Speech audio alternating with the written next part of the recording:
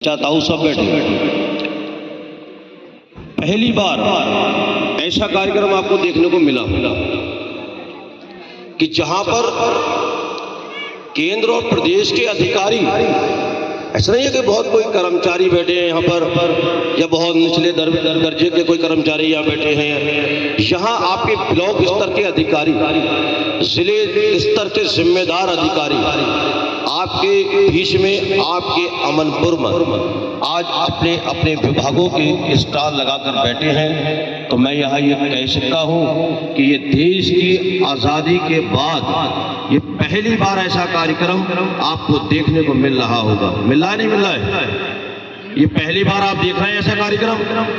क्या आज से पहले कोई कर्मचारी भी आपके गांव में आया था पूछने के लिए कि बताइए आपकी कौन सी नाली खराब है, कौन सी नाली भरी हुई है, कहाँ झाड़ू लगना है? क्या कोई झाड़ू वाला भी आता था? नहीं आता था ना। और आज आपके बीच में ये जो देखिए ना कितना खूबसूरत मंच अधिकारियों का लगा है, जिम्मेदार अधिकारी बैठे हैं। जो गाँव एक देहात का एक सबसे बड़ा विभाग होता है कृषि का, आज कृषि विभाग के अधिकारी आपके बीच में है या नहीं है? स्वास्थ्य विभाग के अधिकारी आपके बीच में है नहीं है? समाज कल्याण जो सबसे बड़ा विभाग माना जाता है ग्रामीण क्षेत्र के लिए, आज आपके बीच में बैठे हैं या नहीं बैठे हैं? क्या पूर्व की सरकारों में मेरे साथियों आने का काम किया था? इसीलिए तो मैं कह रहा हूं कि ये कार्यक्रम बहुत जिम्मेदारी का है। यहाँ पर जो भी लोग बैठे बातें बाद में करें, पहले मेरी तरफ मुखातिब हो, बात को समझे। जो अधिकारियों ने बात बताई होगी अभी हमसे आने से पहले, आप उनकी बात को भी ध्यान दें और उनकी बात को भी समझिए कि उन्होंने क्या कहा, कौन सी योजना के बारे में आपको बताने का काम किया। साथियों, मैं अपनी बात को यहाँ से शुरू करता हूँ कि आज के इस विकसित भारत संकल्प यात्रा कार्यक्रम के अंदर हमारे बीच में आपके ही बीच के बेटे और आपके ही जनप्रतिनिधि ब्लॉक प्रमुख हमारे बड़े भाई सुभाष गुप्ता जी मौजूद हैं। मैं इनका हार्दिक स्वागत इस अमनपुर की धरती पर करता हूँ। और हमारे आपके ही बीच के आपके ही ग्राम प्रधान और आपके ग्राम प्रधान, हाँ नाम बहुत पुराना है, मोहम्मद नादिम साहब का, बहुत पुराने वक्त से जानता हूँ इन्हें। मैं भी बदायूं में मोहल्ला सोता में रहता हूँ, आप भी वही एक दौर में रहते थे और आप भी जब समाज सेवा में सक्रिय हैं, मैं भी कहीं न कहीं रहने का काम करता हूँ, तो हम लोगों की मुलाकात होती रहती है। ऐसे मेरे बड़े भाई आपके इस ग्राम के प्रधान मोहम्मद नादिम साहब का भी, मैं उन्हीं की धरती पर, उन्हीं के गाँव में मैं उनका भी इस्तकबाल करता हूँ आप सबकी तरफ से। मेरे साथियों, बहुत से लोग हैं मंच के ऊपर, हमारे दहगवा मंडल के भारतीय जनता पार्टी के ताराचंद कश्यप जी मौजूद हैं। भारतीय जनता पार्टी के आप मंडल के अध्यक्ष हैं। आप तमाम पार्टी की योजनाओं को धरातल प्रकार का लोगों के बीच में पहुंचाने का काम करते हैं। हमारे जिले के अल्पसंख्यक मोर्चा के मंत्री फद्दन आजाद जी साहब भी हमारे बीच में मौजूद हैं और तमाम लोग अधिकारी सम्मानित तमाम लोग हैं। मैं सभी का स्वागत करता हूँ। साथियों, पहले हमें ये सिर्फ जानने की जरूरत है कि आज हम लोग यहाँ क्यों आए हैं, अधिकारी क्यों बैठे हैं और आपको यहाँ क्यों बुलाया गया है। आज का ये कार्यक्रम है विकसित भारत संकल्प यात्रा। दिल में बिठा लो, दिमाग में भर लो, ये किसी एक पार्टी का कार्यक्रम नहीं है, न किसी एक धर्म और न किसी एक जाति का कार्यक्रम है। ये विकसित भारत संकल्प यात्रा देश के माननीय प्रधानमंत्री भाई नरेंद्र मोदी जी के आह्वान पर भारत सरकार ने ये शुरू किया है 15 नवंबर 2023 से। ये यात्रा जो विकसित भारत संकल्प यात्रा का ये जो कार्यक्रम आपके ग्राम अमनपुर में हो रहा है, ऐसा ही कार्यक्रम देश की 2,55,000 ग्राम पंचायतों के अंदर आयोजित किया जा रहा है। और ये 26 जनवरी तक ऐसा ही कार्यक्रम के माध्यम से पूरे ही देश की ग्राम पंचायतों को जोड़ते हुए 26 जनवरी पर ये यात्रा समाप्त करी जाएगी।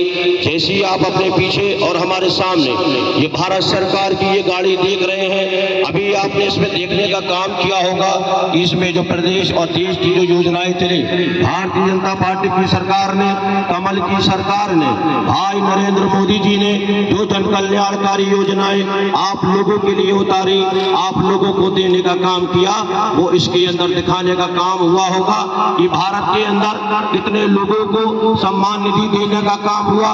इस गाड़ी के माध्यम से आपने देखने का काम किया होगा कितनी माता बहनों के घर रसोई तक गैस का सिलेंडर और चूल्हा पहुंचने का काम हुआ।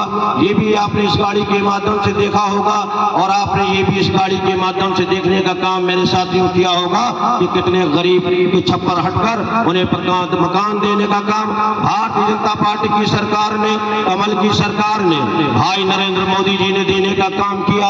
ये इस गाड़ी के माध्यम से बताने का काम हुआ होगा। कितने लोगों के जनधन खाते खुलने का काम हुआ, ये भी इस गाड़ी ने बताया होगा। ऐसी योजनाएं 22, 23, 24, 25 योजनाएं इस गाड़ी ने आपको बताई होंगी। वैसे तो भारत सरकार की लगभग 150 से अधिक योजनाएं संचालित है गरीब के कल्याण के लिए, देश को मजबूत करने के लिए। लेकिन मेरे भाइयों, इस गाड़ी ने आपको मात्र 22, 23, 24, 25 योजनाओं के बारे में जानकारी दी होगी। मैं समझता हूं आप लोगों की वो चीज समझ में कहीं ना कहीं आई होगी, क्योंकि यहाँ पर अधिकारियों ने भी उन योजनाओं का जिक्र किया होगा। मेरे साथियों, यो विकसित भारत संकल्प यात्रा का आज का ये जो कार्यक्रम है, ये सिर्फ इसलिए लगाया गया है, इस मोदी जी की गाड़ी को, इन अधिकारियों को यहाँ माननीय मोदी जी ने सिर्फ इसलिए भेजा है कि अगर हमने कोई योजना चलाई है, भारत आयुष्मान कार्ड दिया है, आवास दिए हैं, गैस के सिलेंडर देने का काम किया है, और माता बहनों के लिए शौचालय बनाने का काम किया है, बच्चों की शिक्षा के लिए पढ़ाई का इंतजाम किया है, गांव-गांव के विकास का इंतजाम किया है, और गांव-गांव स्वास्थ्य का इंतजाम किया है। तो क्या वो मेरे लोगों तक पहुंचा है? जो लोग मजबूर थे, जिनको इसकी जरूरत थी, क्या उन लोगों तक अभी ये पहुंच पाया है या नहीं?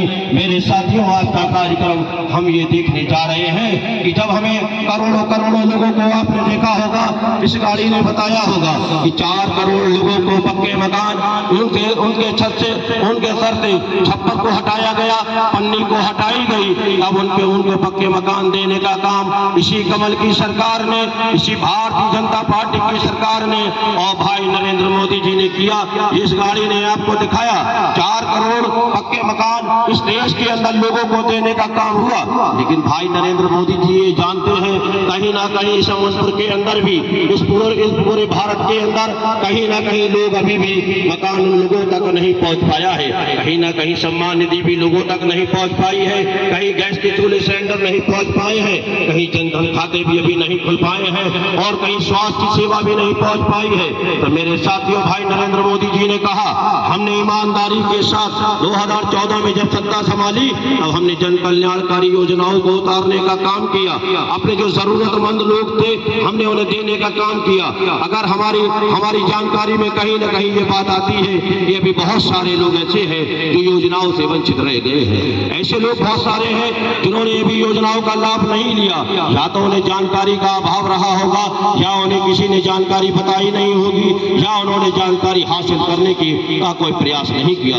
ऐसे बहुत सारे लोग हैं जो अभी योजनाओं से वंचित हैं। आज का ये जो कार्यक्रम है, उन्हीं लोगों के लिए लगाया गया है। अगर आपको मकान नहीं मिला है, आपको सम्मान निधि नहीं मिली है, अगर आपका गैस का सिलेंडर नहीं पहुंचा है, कहीं ना कहीं अगर आपको जो योजनाएं जरूरतमंद के लिए चलाई गई अगर आप तक नहीं पहुंची है, तो आज के यही जिम्मेदार अधिकारी, यही मोदी जी की गारंटी की गाड़ी आपको दिलाने का प्रयास करेगी और आपको दिलाने का काम करेगी। मेरे साथियों, भाई नरेंद्र मोदी जी को आप जानते हैं, भारतीय जनता पार्टी की सरकार को आप जानते हैं कि ईमानदारी के साथ काम किया।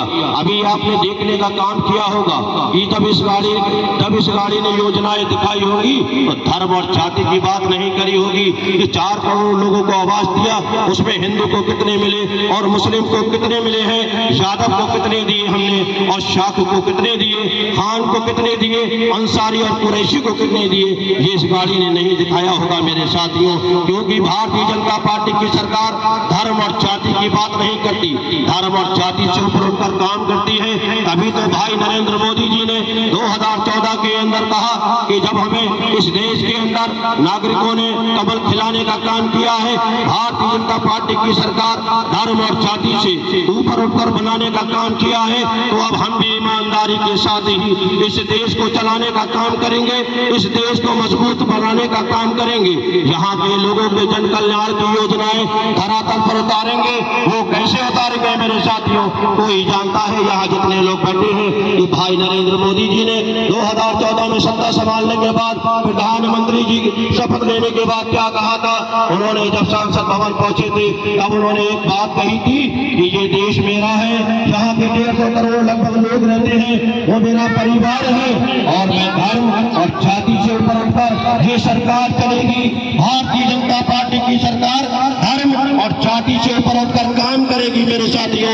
कमल की सरकार धर्म और जाति से ऊपर उठकर काम करेगी। और भाई नरेंद्र मोदी जी ने कहा हम धर्म और जाति से ऊपर उठकर इस गरीब का उत्थान करेंगे, यहाँ के जरूरतमंद लोगों का उत्थान करेंगे, उनके लिए जो योजनाएं चलाएंगे उसमें धर्म और जाति की बात नहीं करेंगे। देश को मजबूत जब करेंगे तो धर्म और जाति नहीं देखेंगे। मेरे भाइयों, ये काम भाई नरेंद्र मोदी जी ने हमें कर कर दिखाने का काम किया। इस गांव अमनपुर के अंदर अल्पसंख्यक समाज का सबसे ज्यादा मुस्लिम समाज मेरे भाइयों रहता है, और भी जातियां रहती हैं, लेकिन मैं अल्पसंख्यक समाज से कहना चाहता हूँ, मुझे बताने का काम करें। कोई भी यहाँ से बहन खड़ी हो, कोई भी भाई खड़ा हो और ये बताए हमें अगर योजना में लाभ मिला है तो जो हमें फॉर्म मिला था, जो हमें डॉक्यूमेंट जमा करे थे, उसमें हमने धर्म का कार्ड लगाया या हमारा कोई कॉलम ऐसा था जहाँ जाति हमें लिखना पड़ी हो। मेरे भाइयों, ऐसा कोई व्यक्ति नहीं होगा इस गांव के अंदर तो छोड़िए, पूरे संपूर्ण देश के अंदर कोई भी ऐसा लाभान्वित नहीं मिलेगा जो ये योजनाओं का लाभ मिला वो ये कह सकता हो कि मैं हिंदू था तो मुझे मिला, मैं मुसलमान था तो मुझे योजनाओं का लाभ मिला। और ना ही कोई ये कह सकता है, मैं इस मंच से दावा से कह सकता हूँ कि मैं मुसलमान था तो मुझे योजनाओं से लाभ नहीं मिला, मैं हिंदू था तो मुझे योजनाओं का लाभ नहीं मिला। मेरे भाइयों, भाई प्रधानमंत्री जी ने, भाई नरेंद्र मोदी जी ने जब अपनी सत्ता को संभाला था तभी कह दिया था कि धर्म और जाति से ऊपर उठकर काम करेंगे और हम जाति की बात नहीं करेंगे, हम धर्म की बात नहीं करेंगे। जब धर्म की बात आएगी तो धर्म की बात होगी, जब देश के कल्याण की बात आएगी तो धर्म और जाति को साइड कर दिया जाएगा। तभी तो आज मैं ये कह सकता हूँ कि इस ग्राम के अंदर, अमनपुर के अंदर बिना भेदभाव के, बिना देश जाति के, बिना धर्म के यहाँ पर लोगों को योजनाओं का लाभ मिलने का मेरे साथियों काम हुआ है। हमने पूर्व की सरकारों को भी देखा था जिन्होंने धर्म को धर्म से लड़वाया, जाति को जाति से लड़वाकर वोट को इकट्ठा किया, हिंदू और मुस्लिम में खाई डालकर हमारे वोट ले गए और उसी वोट से, हमारे ही वोट से मेरे साथियों उन्होंने इस देश के अंदर दंगों की राजनीति करी।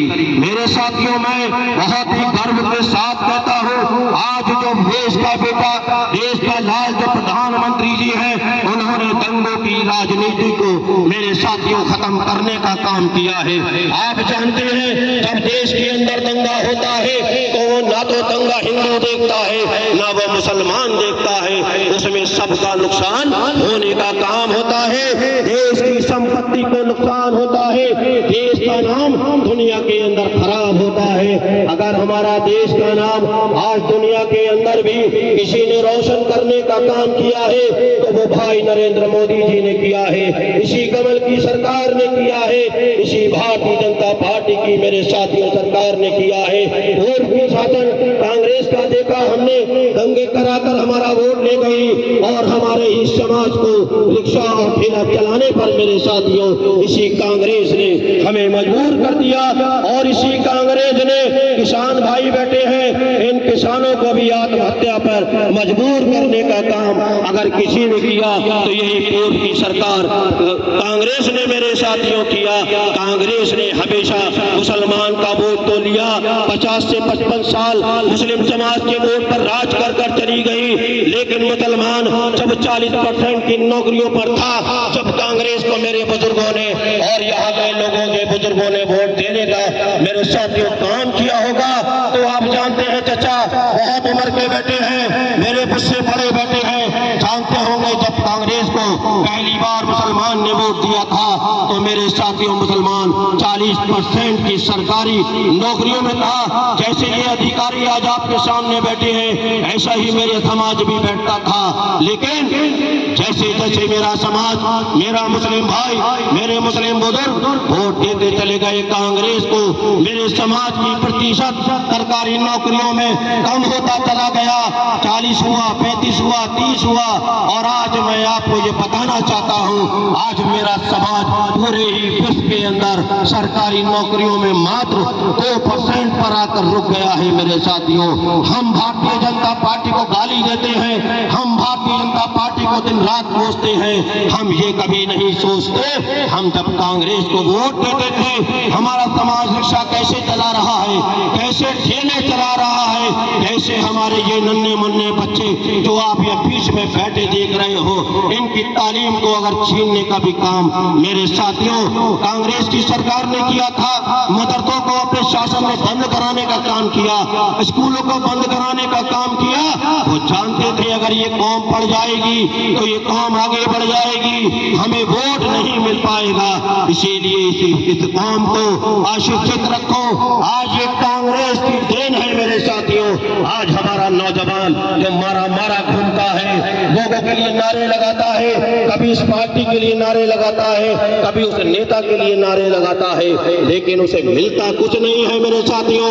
जब 50 से 55 साल वोट देने के बाद हमें कुछ नहीं मिल पाया साथियों, तो अब कौन हमें देगा ये आपको मालूम है। अगर आज कोई मुसलमान की चिंता करने के लिए निकला है, अल्पसंख्यक समाज की चिंता करने के लिए निकला है, जिसको हमने वोट नहीं दिया, जिसको हमने कभी अच्छा नहीं समझा, मेरे साथियों वही भारतीय जनता पार्टी की सरकार, वही कमल की सरकार, वही भाई नरेंद्र मोदी जी ने हमारे मदरसों को बढ़ाने का काम किया, आधुनिकीकरण कराने का काम किया, बंद पड़े मदरसों को खुलवाने का काम किया और वहां के बच्चों से कहा, वहां के लोगों से कहा, अल्पसंख्यक समाज के मुस्लिम समाज से कहा कि अब तुम्हारा बच्चा भी जब मदरसे में पढ़ेगा दीन की तालीम तो वो लेते ही है और वो आगे लेते रहेंगे, लेकिन हम चाहते हैं कि आपका बच्चा दीन के साथ साथ इस दुनिया की पढ़ाई में भी आगे आए, इस दुनिया की शिक्षा में भी आगे आए, इस कंप्यूटर के दौर में अपने आप को स्थापित करे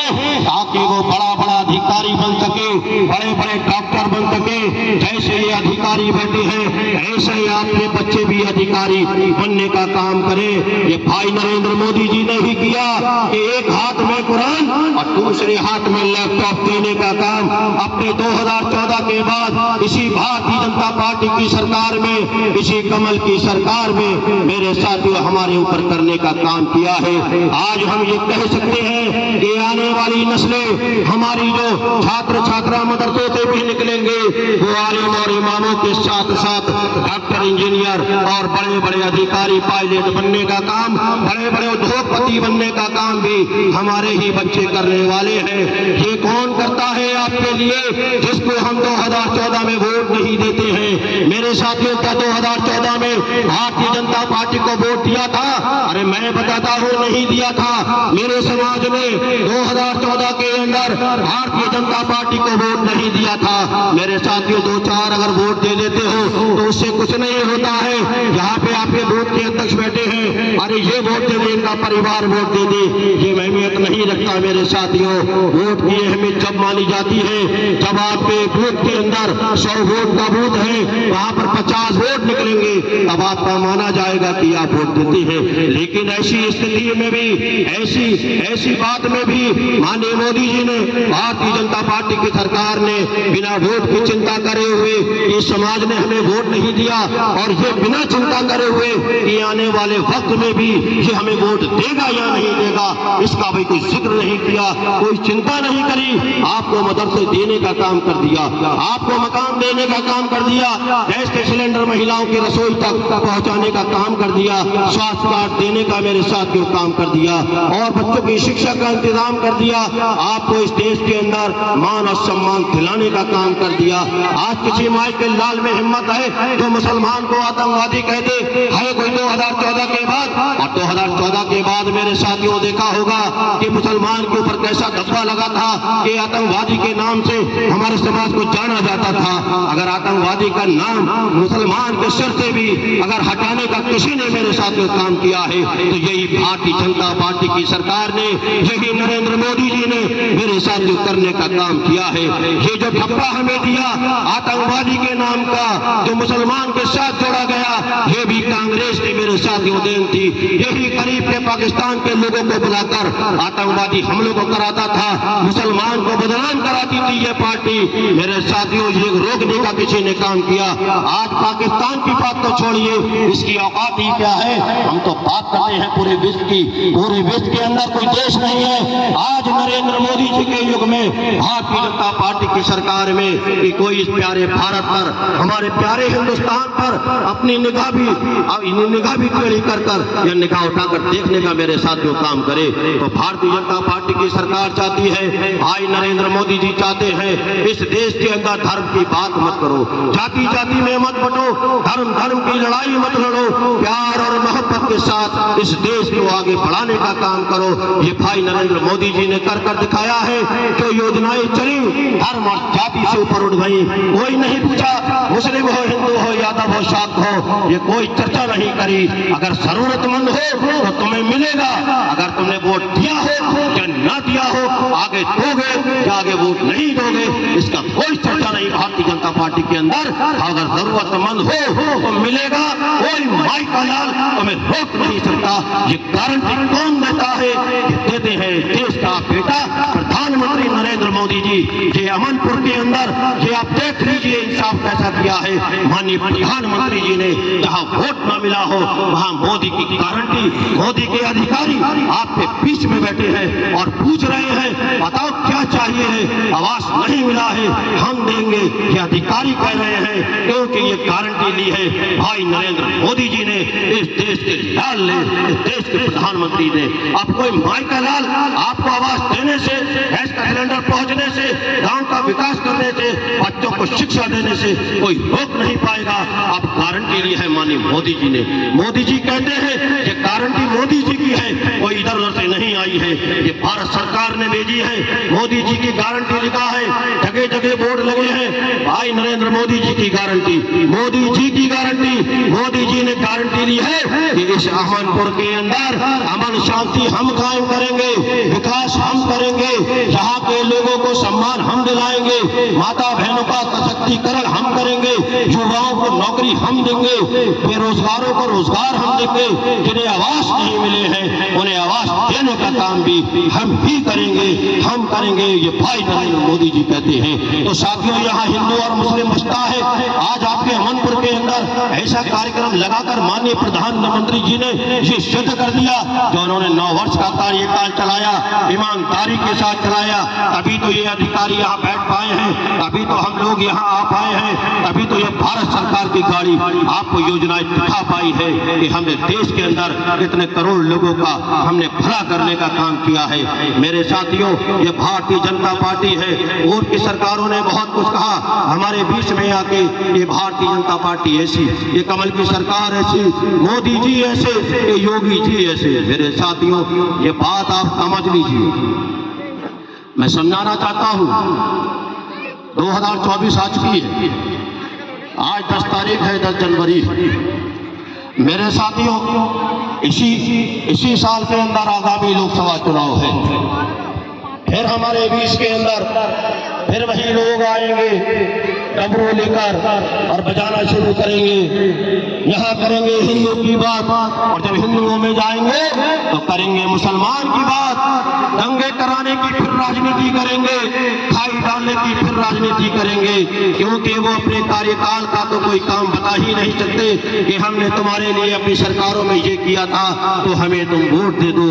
वो जानते हैं कि मुस्लिम समाज बहुत ही सीधी सादी कौम है, जज्बाती कौम है, इनसे जज्बाती बात करेंगे, इनसे हिंदू की बात करेंगे तो ये चढ़ जाएंगे, हमारी बातों में आ जाएंगे और अपने बच्चों का भविष्य भूल जाएंगे, अपनी परिवार की चिंता छोड़ देंगे और ये हमारी बातों में गुमराह होकर हमारे मकसद को कामयाब कर देंगे।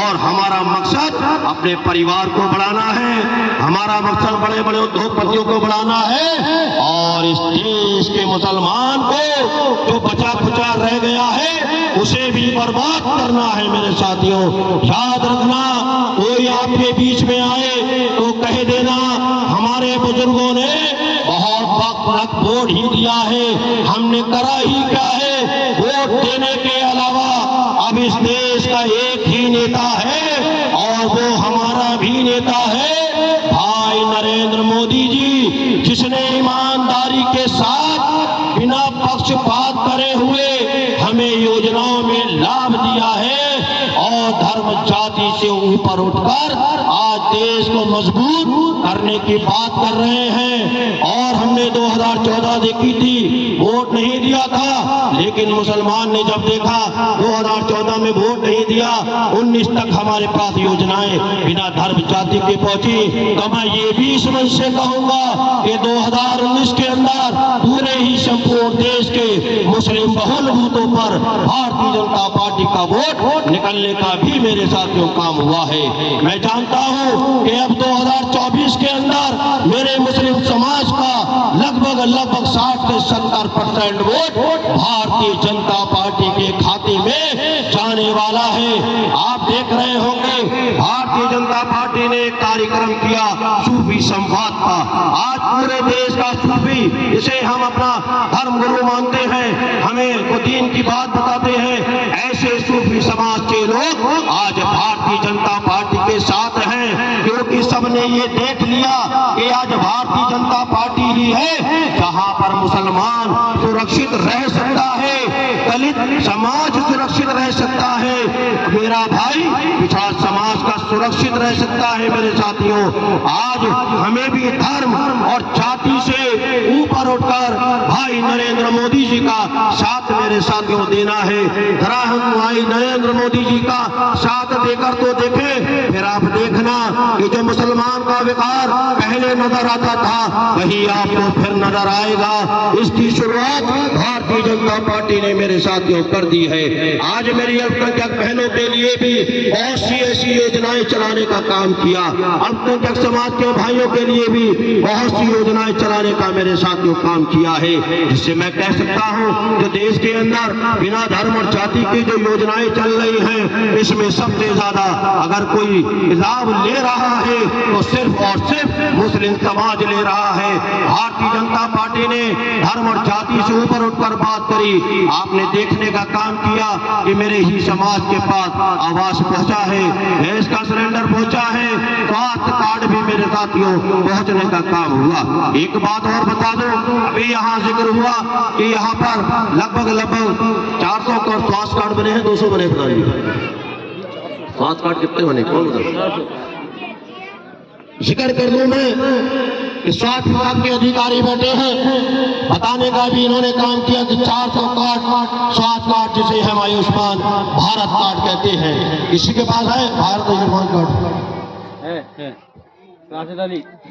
सिर हिलाने से काम नहीं होगा, जिसके पास है वो खड़ा हो जाओ। आयुष्मान भारत कार्ड है किसी के पास, जिसे इलाज वाला भारत कार्ड कहते हैं,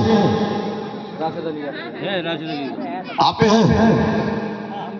ऐसे ही कार्ड जिन पे नहीं है वो गर्दन न हिलाए या तो खड़े हो। अधिकारी यहाँ बैठे हैं, तो पूछना हमारा कार्ड क्यों नहीं बना। ये कार्यक्रम यही है। जागरूक होगा तो मिलेगा, बिना जागरूक का कुछ नहीं मिलेगा। 8 साल में कुछ नहीं मिल पाया। अगर मैं ये पूछूं आपसे कि आपके बच्चे सरकारी नौकरी में हैं तो आप क्या कहेंगे? नहीं है ना। इसने नहीं दी नौकरी, भारतीय जनता पार्टी ने या कांग्रेस ने? 60 साल कांग्रेस को वोट देके आ रहे हैं, नौकरी हमारे बच्चे के पास है नहीं। यही तो कारण है कि हम लोग जागरूक नहीं थे। जागरूक होते तो क्या कांग्रेस को ही वोट देते रहते? हमारा समाज जमीन पर चलता चला जा रहा है और हम क्षेत्रीय पार्टियों को, कांग्रेस को वोट देते चले जा रहे हैं। यही तो कहना चाहते हैं, जागरूक हो। देखो कौन कर रहा है तुम्हारे साथ, किसने किया है, जिन्हें वोट दिया उन्होंने क्या किया, और जिसे वोट नहीं दिया उसने क्या किया। आज ये बहन बैठी है, इन्हें 5 लाख का कार्ड मिला है, क्या वोट देने का काम किया था? क्या ये पूछा गया कि 2024 में वोट दोगे तो भी कार्ड मिलेगा? धर्म जाति से ऊपर उठ जाओ। जब भारतीय जनता पार्टी की सरकार धर्म और जाति की बात नहीं कर रही है और धर्म के जाति से ऊपर उठकर काम कर रही है, तो हमें भी तो उठना पड़ेगा ना। ताली एक हाथ से कैसे बच जाएगी? ताली दोनों हाथ से बजेगी। ये आप समझ लीजिए, जो हमारे साथ करता है हमें भी उसके साथ करना पड़ेगा। तो मैं ये कहना चाह रहा था कि यहाँ पर 400 लोगों को भारत आयुष्मान कार्ड मिला। जरा गंभीरता समझे, 400 कार्ड क्या होता है? एक कार्ड पर 5 लाख रुपए। आपका अगर बच्चा बीमार हो जाए या हम आपकी बात भी सुनेंगे, आप इधर आइए।